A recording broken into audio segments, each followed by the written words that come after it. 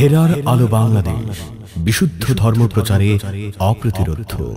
আসসালামু আলাইকুম ওয়া রাহমাতুল্লাহি ওয়া বারাকাতুহু। নাহমাদুহু ওয়া নুসাল্লি আলা রাসূলিহিল কারীম, আম্মা বা'দ।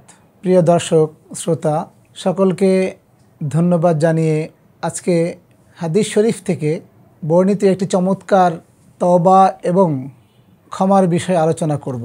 যদি এক কথায় বলি তাহলে বলতে হয়, একজন ব্যক্তি 100 জন মানুষকে খুন করেও সে জান্নাতি হয়েছে। চলুন জানি এই ঘটনার পেছনে কি ঘটনা লুকিয়ে আছে।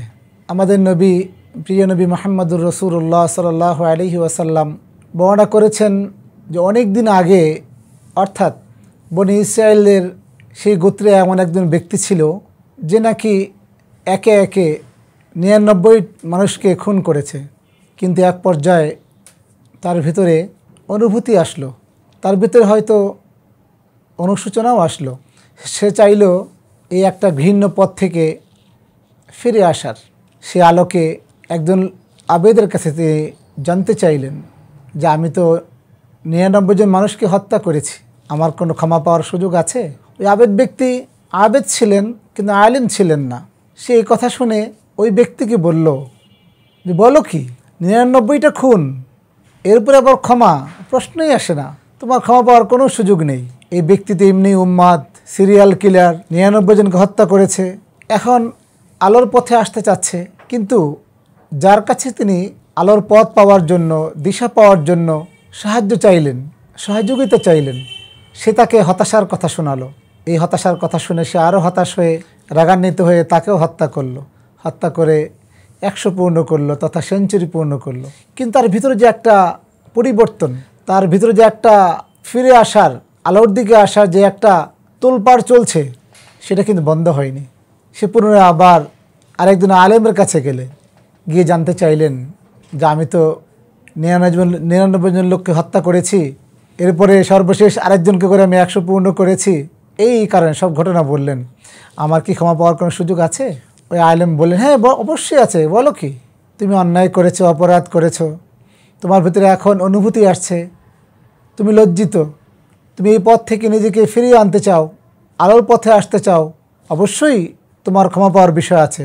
তুমি আল্লাহর কাছে কায়মান বাক্যে যে তওবা করো, দিল থেকে অপরাধ স্বীকার করো, তো আল্লাহ তোমার এই অপরাধকেও ক্ষমা করতে পারেন। সে এখানে আশান্বিত হলো এবং খুশি হলো। সে বলল, তাহলে আমি কি করতে পারি? ওই আলেম তাকে পথ দেখিয়ে দিলেন, তুমি আল্লাহর কাছে তওবা করার পাশাপাশি এই এলাকা থেকে তুমি ভিন্ন এলাকায় চলে যাও, কারণ এই এলাকায় তুমি অপরাধ করেছো, এখানে অপরাধের একটা পরিবেশ তৈরি হয়েছে। যে এলাকা অপরাধ নেই এই ধরনের, যে এলাকা ভালো মানুষগুলো থাকে, সেই এলাকায় গিয়ে ভালো মানুষের সাথে ওঠা বসা করো, পাশাপাশি তওবাও করো, তাহলে আশা করো যে তুমি পরিবর্তন হতে পারবে, আল্লাহ তোমাকে ক্ষমা করবেন। সে আশায় বুক বেঁধে সেখান থেকে ওই ভালো এলাকার দিকে সে রওনা করলো। পথিমধ্যে তার হায়াত শেষ, কারণ কেউ জানে না কার কখন হায়াত শেষ হয়ে যাবে। কিন্তু এই ব্যক্তি ভালো হতে চেয়েছিলেন, তওবা করতে চেয়েছিলেন, ফিরে আসতে চেয়েছিলেন। সে যাচ্ছেন ভালো হওয়ার জন্য আলোর দিকে, পথিমধ্যেই আজরাইল হাজির। তাকে আর এক মুহূর্ত সময় দেওয়া হলো না, তার জান কবজ করা হলো। তিনি পড়ে গেলেন। ফেরেশতারা আসলো তার রূহ নেওয়ার জন্য। ভালো ব্যক্তির রূহ জান্নাতে ফেরেশতারা নিয়ে যায়, মন্দ ব্যক্তির রূহ জাহান্নামে ফেরেশতারা নিয়ে যায়। দুই ফেরেশতাই হাজির। জান্নাতে ফেরেশতা বলছে, সে তো তওবা করেছে, ভালো হওয়ার জন্য যাচ্ছিল, কিন্তু তার তো হায়াত আর সেটা তাকে সুযোগ দেয়নি। জাহান্নামের ব্যক্তি বলছে, সে 100 জন লোককে খুন করেছে, তাকে তো জান্নাতে নেওয়ার কোনো সুযোগই নেই, সে জাহান্নামী, তাকে জাহান্নামে নিতে হবে। এক পর্যায়ে আল্লাহ রাব্বুল আলামিন ফয়সালা দিলেন, ফেরেশতার মাধ্যমে খবর পাঠালেন, যাও সে যেখানে মৃত্যুবরণ করেছে ভালোর দিকের পথ মাপো, আর যেখান থেকে রওনা করেছে মন্দ দিক সেখানেও পথ মাপো। যে পথ কাছাকাছি হবে সে সেদিকেই তার ফয়সালা হবে, রূহ সেখানেই যাবে। অনেক বর্ণনা এসেছে। একটা বর্ণনা এমন আছে যে আল্লাহ রাব্বুল আলামিন জমিনকে বলেছেন, ভালোর দিকে জমিন তুমি সংকীর্ণ হয়ে যাও, মন্দ দিকের জমিন তুমি প্রশস্ত হয়ে যাও, যেন মেপে দেখা যায় সে ভালোর দিকে এগিয়েছিল, মেপে দেখা গেল ভালোর দিকে এগিয়ে আছে, যে কারণে জান্নাতে ফেরেশতা তাকে নেওয়ার জন্য আগ্রহ প্রকাশ করলো।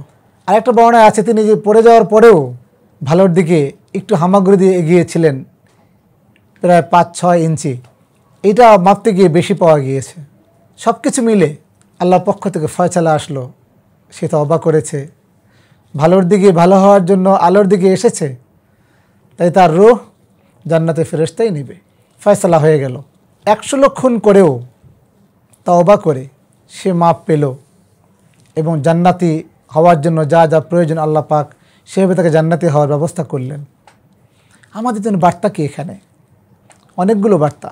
প্রথম বার্তা হলো, যদি আমরা অপরাধ করি, গুনাহ অনেক হয়ে যায়, আমরা অনেক হতাশ হয়ে যাই, কিন্তু হতাশ হওয়া উচিত হবে না। আল্লাহ পাকের রহমত আর দয়া অনেক ব্যাপক। একজন মানুষ যত গুনাহ করুক, যে সত্যিকার অর্থে হৃদয় থেকে সে তওবা করে, লজ্জিত হয়, আল্লাহর কাছে ফিরে আসে, আল্লাহ পাক তাকে ক্ষমা করেন। তাই আমরা আল্লাহ পাকের ওই কোরআনের বাণী যেখানে আমরা আল্লাহ বলেছেন, লা তাকনাতু মির রাহমাতিল্লাহ, তোমরা আমার রহমত থেকে নিরাশ হইও না।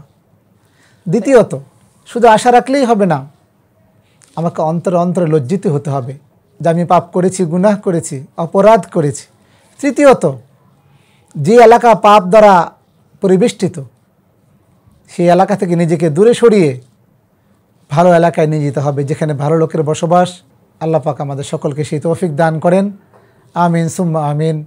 আসসালামু আলাইকুম ওয়া রাহমাতুল্লাহি ওয়া বারাকাতুহু।